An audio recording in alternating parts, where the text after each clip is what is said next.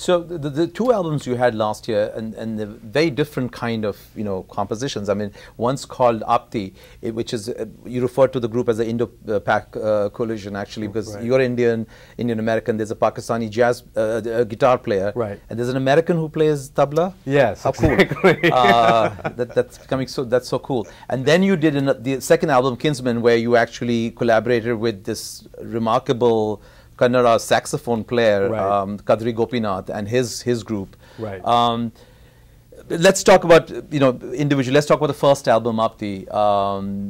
Yeah, they're very different. Apti is. What does Apti mean, by the way? It means like union or coming together. It's a Sanskrit word. I started a version of that band. I mean, it's interesting to think about those projects because both of them are very recent.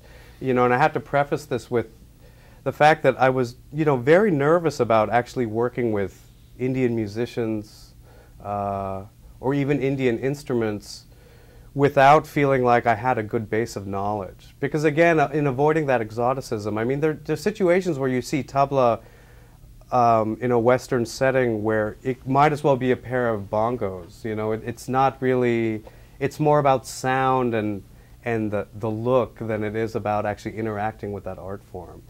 So it took me a long time to feel comfortable with those projects. I started a version of Indo-Pak Coalition when I lived in Chicago, almost 10 years before this album came out. And it just didn't feel right. Different group of musicians. Yeah, with different musicians, right. And it really didn't feel right. It felt, as we say, jive. It just felt inauthentic. And so I waited a long time to, try to engage that again. And that's a very special project because the other two musicians are very much engaged with South Asian music. The tabla player, who's, Dan Weiss, he's a Jewish-American guy from New Jersey, is actually the, like the star tabla student of Samir Chatterjee. And he goes and plays, Hindustani gigs, like straight up North Indian classical gigs all the time. And he's a remarkable jazz drummer and has been for a long time. And Rez Abbasi, the guitarist, he's Pakistani American and he's engaged with Indian music and South Asian music in a different way than I have, but very much as deeply.